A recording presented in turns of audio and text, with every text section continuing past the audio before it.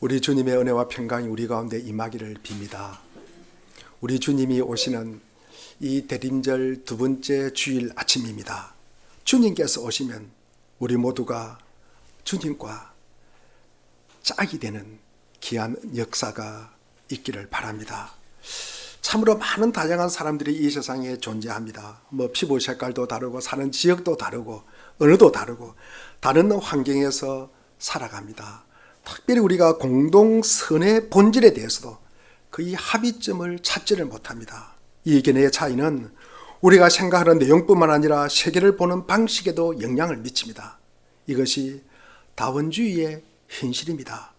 최근에는 개신교 문화에서도 당연시되었던 합의가 너무나 약해지고, 이는 믿음의 인식에 대한 차이가 있을 뿐만 아니라 동시에 개인주의와 자율성을 향한 추세가 심화되고 그리고 빨라지면서 가족 같은 이런 제도도 너무나 그 신뢰가 약화되어 가고 있는 실정입니다. 교회도 별반 다르지 않습니다. 다양한 나이, 지식, 문화, 하는 일에 따라서 같은 공동체 안에 있으면서도 다른 가치관과 지향점의 방향의 차이를 보게 됩니다. 그리스도인들이 어떻게 하면 다른 믿음을 가진 사람들, 특히 같은 믿음의 사람들을 존중하면서 또 복음적인 확신을 요구하며 그들과 짝을 맺을 수 있을까? 하나 될 수 있을까? 코이노니아를 이룰 수 있을까? 갈라디아서 3장 28절에 보면은 유대 사람도 그리스도 사람도 없으며 종도 자유인도 없으며 남자와 여자가 없습니다. 여러분 모두가 그리스도 예수 안에서 하나이기 때문입니다. 사도 바울은 유대인이나 헬라인이나 자유인이나 노예나 구별이 없고 남자 여자 구별이 없다는 거예요.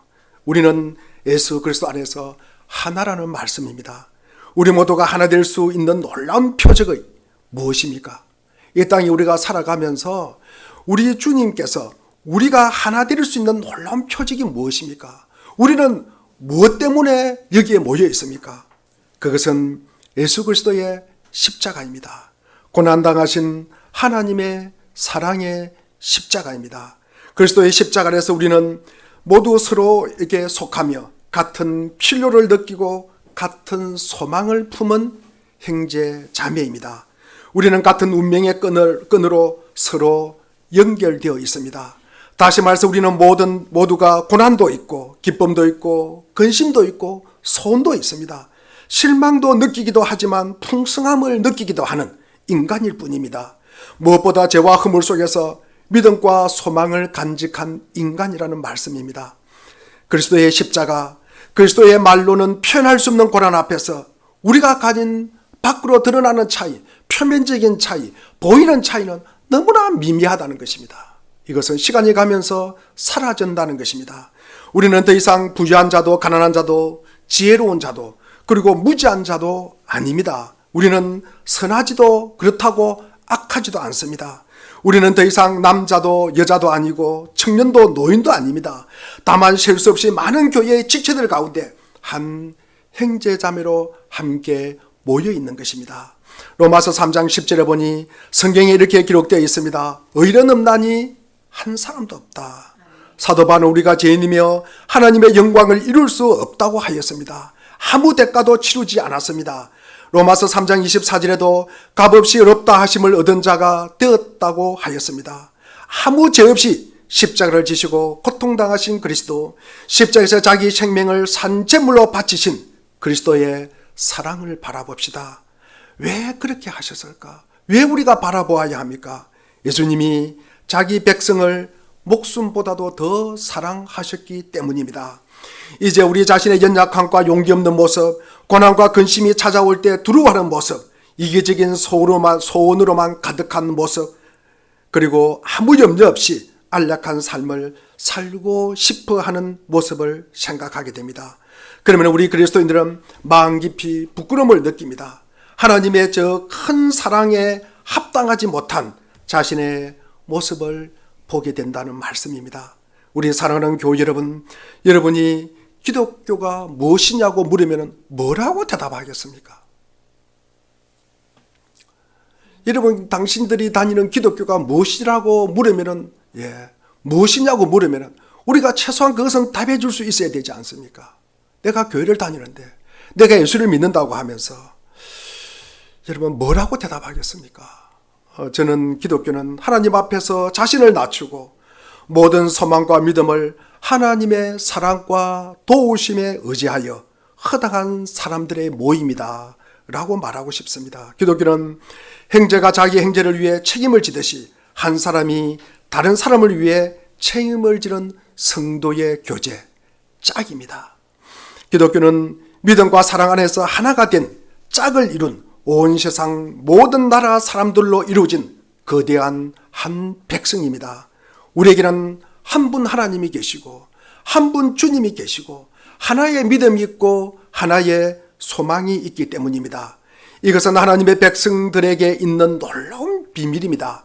인종과 국적, 전통과 풍속의 모든 차이를 초월하여 하나님의 자녀들이 나누는 보이지 않는 성도의 교제, 짝을 이루는 것입니다. 성도의 교제 안에서 각 개인은 다른 사람을 위해서 기도합니다. 이는 이 사람이 이북 동포이든 중국인이든 미국인이든 아프리카에 사는 사람일 수도 있습니다. 이 성도의 교제 안에서, 이 코이노니아 안에서 각 개인은 다른 사람을 조건 없이 사랑해야 합니다. 이 시간 우리 모두가 이런 교회에 속해 있다는 사실에 대해서 하나님이 우리를 그분의 자녀로 부르시고 서로 한 형제 자매가 되게 하신 사실에 대해 미움이나 적대감을 버리고 서로를 이해하려는 선한 의지만을 품게 하신 것에 대해서 우리는 너무나 감사해야 합니다. 혹시라도 그렇지 않다면 우리는 그리스도의 이름으로 불릴 자격이 없습니다. 미움의 하나님이 아니라 사랑의 하나님이신 우리 아버지의 영광을 가리게 되는 것이고 하나님을 슬프시게 하는 것입니다. 왜 우리는 이 하나됨의 짝을 이루지를 못할까? 왜 이루지를 못할까? 대한민국 국민의 한 사람으로 거의 고착화되어가는 이 남과 북의 갈등과 분열, 거의 불가능할 정도의 이념적 갈등의 벽을 느낍니다. 그리고 주 안에서 하나라고 우리가 외치지만 그리스도의 공동체인 교회도 별반 다르지 않습니다.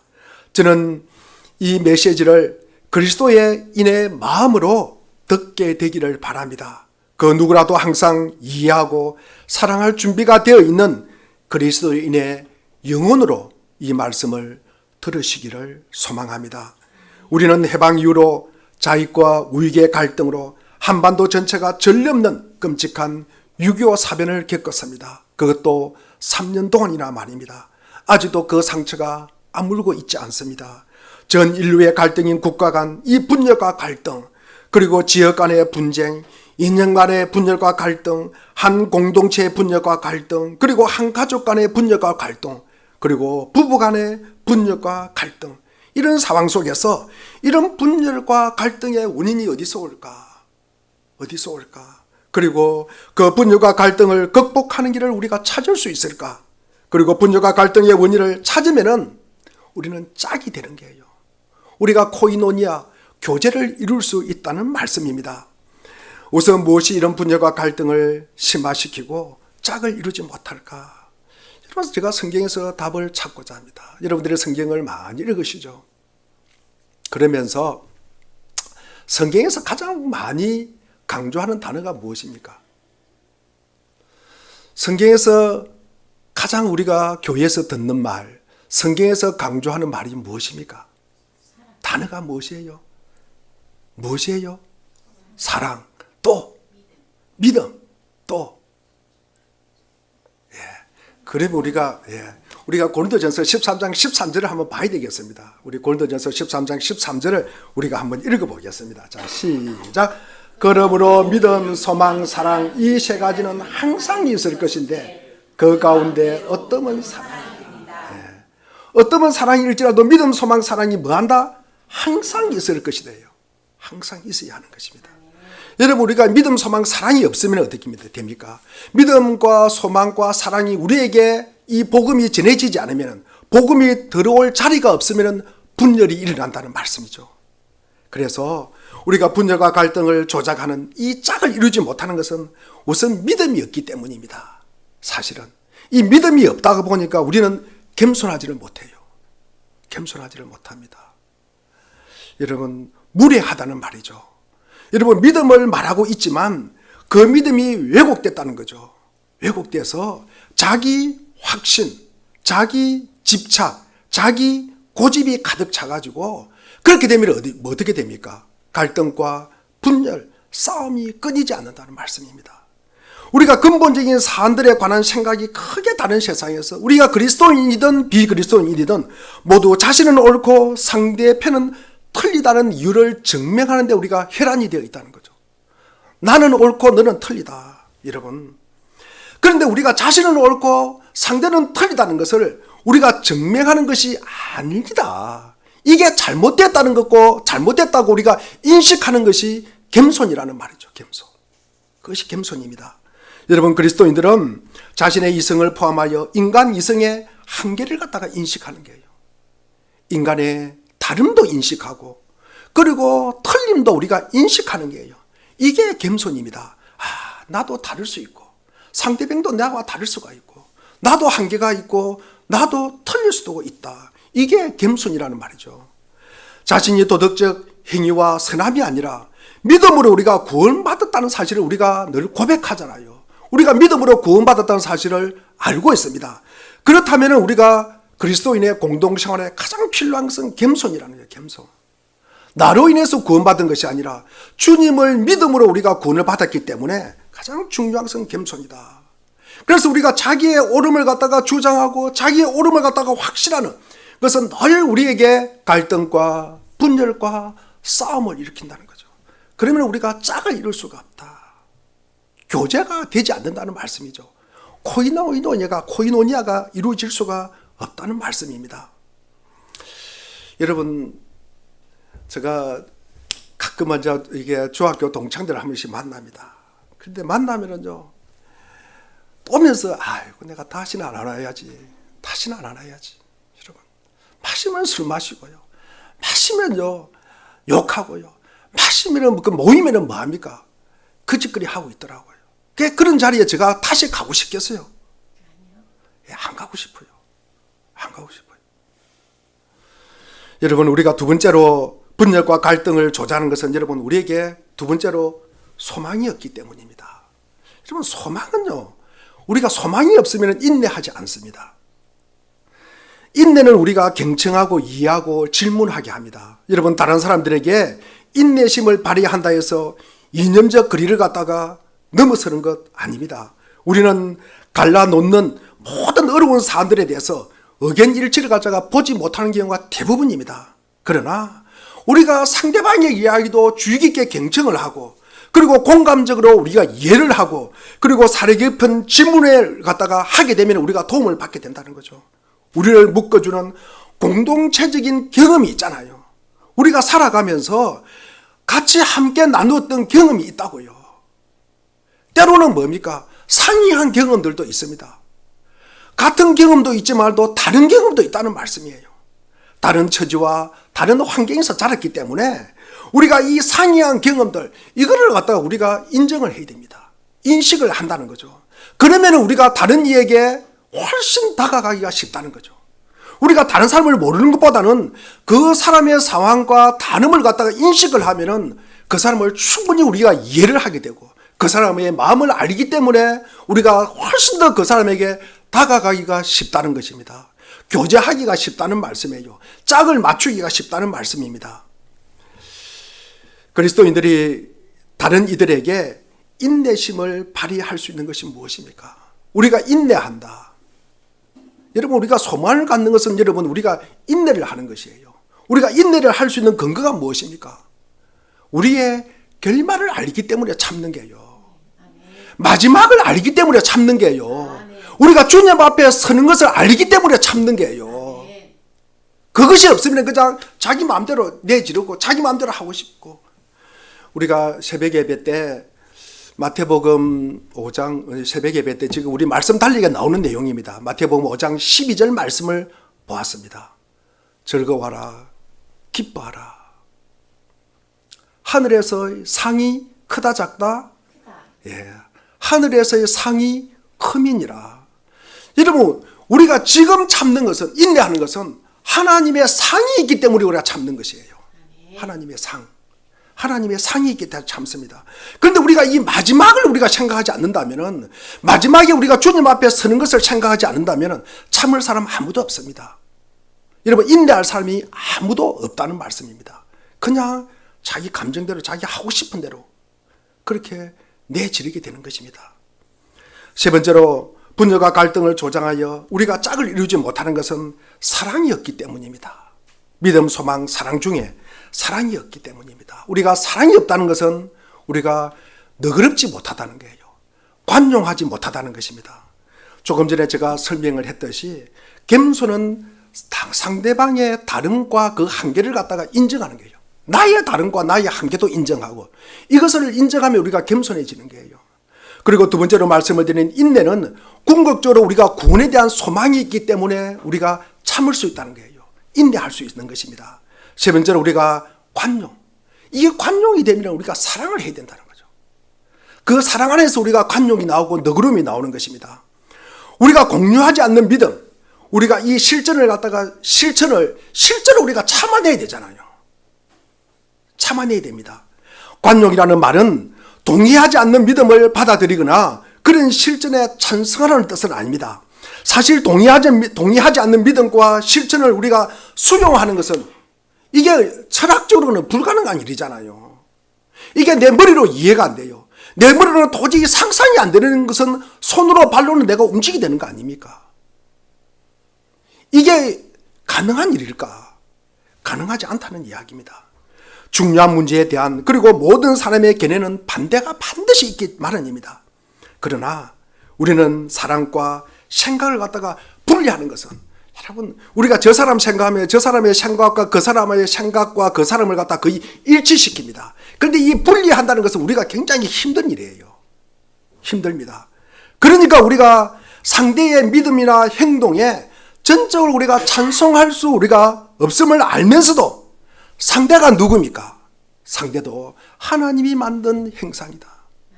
상대도 하나님이 만든 피조물이라는 사실을 갖다가 우리가 인식하는 거예요. 우리가 상대가 하나님의 형상으로 창조된 이 그와의 관계를 갖다가 추구하고 유지하는 그 어려움을 갖다가 우리가 감당을 해야 된다는 거예요. 감당을 해야 돼요. 이게 감당이 안 되면 혼자 살아야 되는 거죠. 혼자 살아야 되는 것입니다. 우리가 동의가 잘 안 됩니다. 때로는 실천도 잘 안 됩니다. 그러나 우리가 받아들여야 되는 경우가 너무 많다는 거예요. 받아들여야 되는 경우, 우리가 수용할 경우가 너무나 많다는 것입니다. 우리가 그리스도인들이 다른 이들에게 관용을 보여줄 수 있는 이유는 우리의 이웃사랑이 하나님의 사랑에서 흘러나왔다는 것입니다. 그리고 이것이 하나님의 섭리라는 거예요.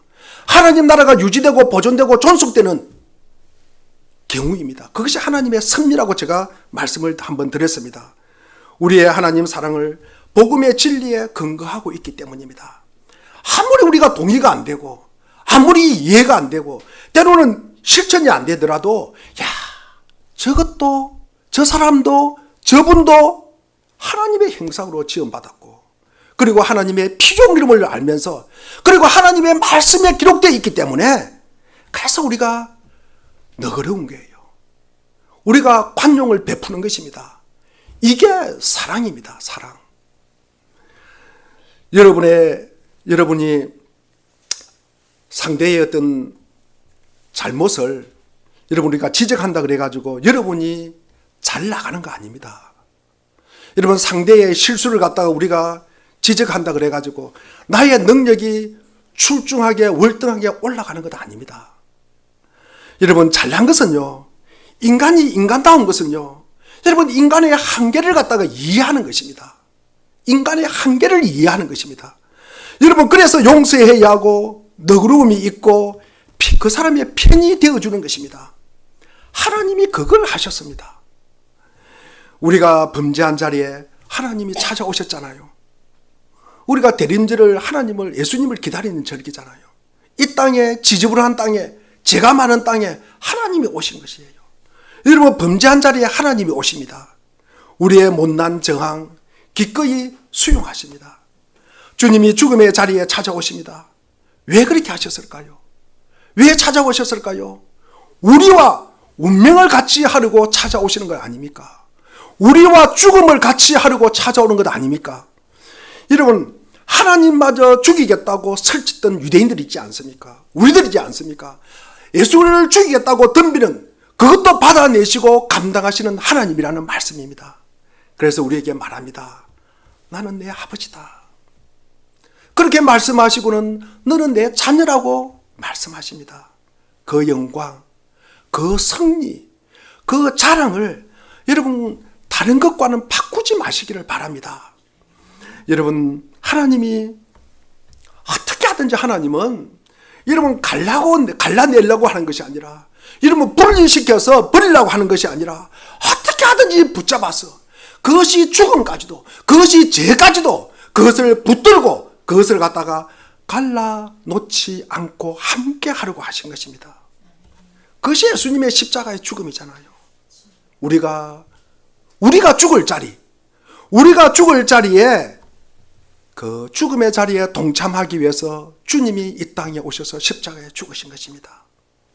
우리가 이렇게 얘기하는 것이 성경이 말하는 하나님이요 구원입니다. 우리가 코이노니아, 우리가 짝을 이루지 못하는 것은, 갈등과 그리고 분절하는 것은 우리가 상대를 인정하는 믿음, 그 믿음이 없기 때문입니다. 그리고 자기 확신에 찬 겸손도 없고, 그리고 마지막 구원의 소망이 없기 때문에 지금 참을 수도 없고 인내할 수도 없고, 그리고 하나님을 사랑하지도, 그리고 이웃을 사랑하지도 않기 때문에 우리가 너그럽고 관용도 베풀 수 없다는 것입니다. 그러니까 늘 갈등, 분절, 싸우기만 하는 거죠. 전쟁만 일어나는 것입니다. 참믿음의 건강 겸손, 마지막 소망에 대한 인내와 무조건적인 사랑에 대한 관용, 이 세 가지 모두가 에베소서 4장 15절에서 말씀하는 사랑으로 진리를 말하는, 우리가 사랑으로 진리를 말하는 데는 공감할 수가 있어야 된다는 거죠. 우리가 사랑으로 진리를 말하는데 우리가 공감을 하면 우리가 그리스도를 따르는 거예요. 우리가 그리스도는 우리가 하는 일, 우리의 삶, 우리의 생명, 우리의 호흡, 우리의 직장, 모든 것이 생명의 근원이 되십니다. 남의 입장에서 생각하려면 겸손이 필요하고요. 그렇게 함으로 추진력을 얻으려면 소망의 뿌리를 내린 인내가 있어야 합니다. 사랑의 건강, 관용이 반드시 필요합니다. 남의 입장에서 생각하기에는 점점 더 어려워지고 있습니다. 우리의 공감 능력이 현저하게 약화되고 있는 세상입니다. 참말이지 우리는 걔네와 믿는 바가 다른 이들을 갖다가 공감하고, 그리고 그들을 이해하고 그들과 대면하여서 말하는 능력이 크게 줄었음을 우리가 아마 경험합니다. 우리의 문화가 차이가 큰 이 사람을 상대로 우리가 공감하면서 이해할 수 있는 이들을 우리가 만들어내는 일, 이 일이 너무나 중요하다는 것입니다. 그리스도인의 소명은 모든 행동에 믿음과 소망과 사랑의 특징이 깃들고 세상에서 겸손과 인내와 관용을 발휘하여 말하고 행동하는 사람으로 다듬어지고 또 다듬어져야 합니다. 사실 그리스도의 사랑에 우리의 마음이 움직이게 되면 단순히 참는 것보다 훨씬 많은 일을 할 수 있습니다. 다른 믿음을 가진 친구들과의 관계를 한번 생각해 보십시오. 우리는 그들을 그냥 참기만 하는 것이 아닙니다. 내하고 별로 듣기 싫은 이야기를 하더라도 그냥 내가 꼭 참는 것이 아니라 그들과 함께 웃기도 하고, 그분이 슬픔을 당하면 내가 함께 울어주기도 하고, 여러분 함께 기뻐하기도 하고, 함께 여러분 슬퍼하기도 즐거워하는 것, 이게 믿음의 사람입니다. 우리는 그들과 같은 장소에서 공존하는데 머물지 않고 그들 앞에서 개인적으로 약해지는 상황을 감수를 하는 거예요. 우리가 약해지는 상황이 뭡니까? 내가 손해보는 상황을 갖다가 수용한다는 말씀이에요. 그러면 우리는 우리를 공공연히 거부하거나 때로는 심지어 적대하는 사람들, 이 사람들도 우리가 수용할 수 있다는 말씀이에요. 예수님은 우리에게 원수를 참으라고 말씀하지 않습니다. 그냥 참으라. 그렇게 하지 않고 뭐라고 합니까? 원수를 뭐하라? 사랑하라고 하는 거예요. 사랑하라. 너희들 참으라 이야기 안 합니다. 그냥 넘어서서 그래도 사랑하라고 이야기하십니다.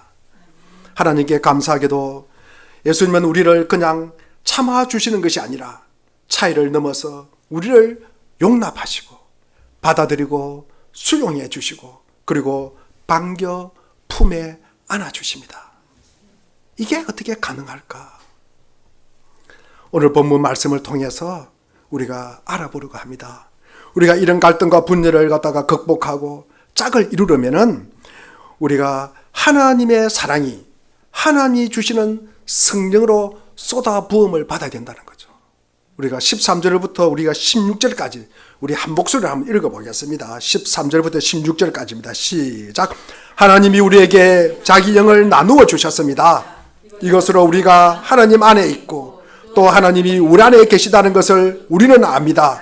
우리는 아버지께서 아들을 세상의 구주로 보내신 것을 보았고 또 그것을 증언합니다. 누구든지 예수를 하나님의 아들로 시인하면 하나님이 그 사람 안에 계시고 그 사람은 하나님 안에 있습니다. 우리는 하나님이 우리에게 베푸시는 사랑을 알았고 또 믿었습니다. 하나님은 사랑이십니다. 사랑 안에 있는 사람은 하나님 안에 있고 하나님도 그 사람 안에 계십니다. 사랑은 하나님을 아는 것이에요. 하나님을 아는 것이에요. 이것이 우리에게 구원입니다. 요한복음 17장 3절이죠. 우리가 하나님을 아는 것이 구원이에요. 예수를 아는 것이 구원입니다.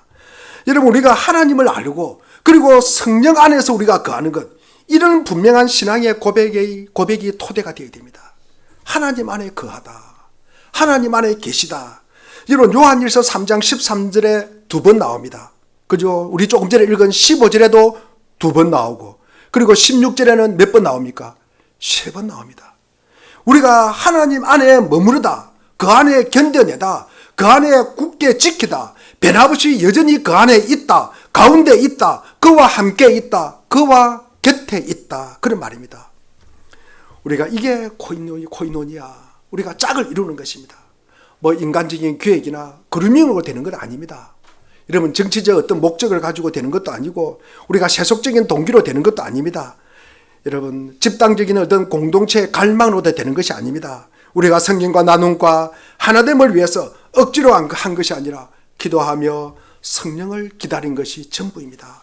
그때 성령이 임하고 성령의 능력이 충만하면은 나도 변하고 여러분도 변하고 공동체도 변하고 국가도 변하는 것입니다. 나눔과 친교의 공동체는 철저히 성령의 열매입니다.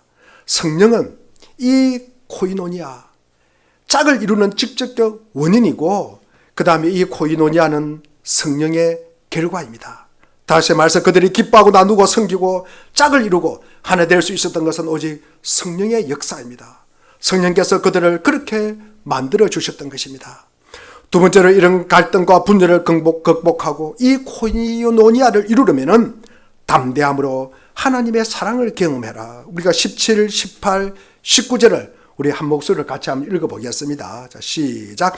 사랑이 우리에게 완성되었다는 사실은 이 점에 있으니 곧 우리로 하여금 심판날에 담대함을 가지게 하려는 것입니다. 우리가 이렇게 담대해지는 것은 그리스도께서 사신 대로 또한 우리도 이 세상에서 그렇게 살기 때문입니다. 사랑에는 두려움이 없습니다. 완전한 사랑은 두려움을 내쫓습니다. 두려움은 징벌과 관련이 있습니다. 두려워하는 사람은 아직 사랑을 완성하지 못한 사람입니다. 우리가 사랑하는 것은 하나님이 우리를 먼저 사랑하셨기 때문입니다. 담대함은 심판날에 갖는 믿음의 태도입니다. 4장 17절에도 곧 우리로 하여금 심판날에 담대함을 가지게 하려는 것이다. 여러분, 믿음이 없으면 심판날에 어떻게 되겠습니까? 얼마나 두렵겠습니까? 여러분, 2장 우리 28절을 한번 읽어보겠습니다. 요한 1서 2장 28절입니다. 시작. 그러므로 자녀되니 여러분 그리스도 안에 머물러 있으십시오. 그렇게 해야 그가 나타날 때 우리가 담대함을 가지게 될 것이며 그가 오실 때 그 앞에서 부끄러움을 당하지 않을 것입니다. 주께서 강림하실 때 우리로 담대함을 얻어 그 앞에서 부끄럽지 않게 하려고 하는 것이다. 이어서 우리가 3장 11절과 12절 말씀을 한번 읽어보겠습니다. 시작. 여러분이 처음부터 들은 소식은 이것이니 곧 우리가 서로 사랑해야 한다는 것입니다. 우리는 가인과 같은 사람이 되지 말아야 합니다. 그는 악한 자에게서 속한 사람이어서 자기 동생을 쳐 죽였습니다. 무엇 때문에 그의 동생을 쳐 죽였습니까? 그가 한 일은 악했는데 동생이 한 일은 어려웠기 때문입니다. 가인과 아벨의 이야기입니다. 가인이 왜 아벨을 죽였을까? 왜 동생을 죽였을까? 여러분, 자기는 불공정하다고 여겼기 때문입니다. 난 이만큼 노력하고, 난 이만큼 고생하고, 난 이만큼 정성을 다했는데 나에게 돌아오는 몫은 왜 이렇게 작을까? 그 손해에 대한 억울함, 그 분노입니다. 동생에 비해 대우받지도 못하고 하나님이 나를 갖다가 무시하고, 이런 상태에서 혜택을 입은 자에게 어떻게 해야 될까? 여러분, 실망한 사람은 그 불만을 어떻게 넘어설 수 있을까? 이게 우리가 직면한 문제입니다. 우리가 이 땅에 살아가는 문제예요. 성경은 이걸 해답을 주는 것입니다. 가인은 화가 났습니다. 즉 죄를 다스리지 못했다고 기록하고 있습니다. 그래서 동생을 죽여버립니다. 이는 하나님의 사랑을 경험하지 못했기 때문입니다. 이런 상태에서도 흔들림 없는 담대함이 있어야 합니다. 이런 유혹과 화에서도 꺾일 줄 모르는 담대함이 있어야 합니다. 다시 말해서 자기의 악함을 알아야 하는 것입니다.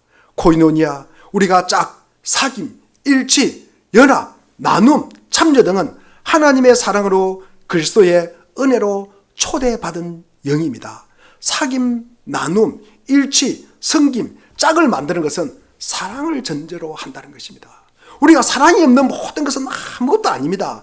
여러분, 사랑이 없는 사귐은 진정한 사귐도 아니고요, 사랑이 없는 일치는 행식적일 뿐이고요. 그러므로 짝이나 우리가 코이노니아는 사랑에 반드시 근거를 하고 있다는 것입니다. 흔들림 없는 담대함으로 희망을 잃지 않는 태도는 사랑에 근거한 것입니다. 사랑의 빛 가운데 여러분, 두려움이 자리를 잡을 수가 없습니다. 세 번째로, 이런 갈등과 분열을 이겨내고 코이노니아를 이루려면 형제와 자매를 사랑하라는 것입니다. 우리가 20절과 21절을 한번 읽어보겠습니다. 시작. 누가 하나님을 사랑한다고 하면서 자기 형제를 미워하면 그는 거짓말쟁이입니다. 보이지 않는 하나님을 사랑할 수 없습니다. 하나님을 사랑하는 사람은 자기 형제 자매도 사랑해야 합니다. 우리는 이 계명을 주님에게서 받았습니다. 하나님과 사랑을 맺는 관계로 담대함 위에 형제 자매를 사랑하는 것입니다. 조금 넓게는 이웃 사랑입니다. 사람 사이의 사랑이 넘치는 교제 가운데 하나님의 사랑이 현실로 나타나는 것입니다. 이것이 그 사랑을 경험하는 세 번째 방식이 됩니다. 사랑은 하나님께 속한 것이다. 사랑하는 자마다 하나님께로부터 나서 하나님을 아는 것이다. 우리는 인간의 한계를 알아야 합니다. 이 말을 달리 표현하면 우리 하나님의 영광과 전능하심, 그리고 하나님의 진노와 은혜를 우리가 다시금 발견을 해야 합니다. 우리는 한 민족, 한 공동체, 한 가족이 분열과 갈등과 싸움이 나면 무엇을 갖다가 의미합니까? 여러분, 우리가 분열과 갈등과 싸움에서 남는 것이 무엇입니까? 여러분, 깊은 상처밖에 없어요. 파괴밖에 없습니다. 여러분, 우리 그리스도인은 평화의 작업에 어떻든 간에 우리가 그 평화의 작업에 참여를 해야 합니다. 더 중요한 것은 그가 소녀이든 소년이든 모든 객관적이고 민족적인 소원을 뛰어넘어서 그리스도 안에서 하나가 되는 짝이 되어야 합니다. 이 위대한 이상을 견지하게, 우리가 진지하게 받아들여야 합니다. 그 이상이란 온 세상이 그리스도 안에서 하나의 백성이 되는 것입니다. 전 인류의 코이노니아를 실현하면서 이웃 사랑을 실천하는 것입니다. 간디의 일화집에 나오는 이야기입니다. 간디가 막 기차를 타려고 하는데 이 기차가 출발을 하려고 하는 거예요. 그래서 너무나 바쁜 나머지 기차를 타려고 하다가 뛰어가다가 한쪽 신발을 벗겨진 거예요. 그래서 기차는 가고, 그래서 기차를 잡고 탔습니다. 그런데 이 간디가 자기가 신고 있는 한쪽 신발을 벗어가지고 그 플랫폼에 이렇게 던지는 거예요. 함께 동행하는 사람들이 이 간디의 모습을 보고 참 놀랍니다. 이유를 묻는 한 선객의 질문에 간디가 이렇게 말을 합니다. 어떤 가난한 한 사람이 바닥에 떨어진 한쪽 신발을 주었다고 상상해 보십시오. 그에게는 그것이 아무런 쓸모가 없을 겁니다. 하지만 이제 나머지 한쪽 신발이 있어서 짝을 맞춘 거예요. 짝을 맞춘 거예요. 그러면은 그 신발 신을 수 있어요, 없어요?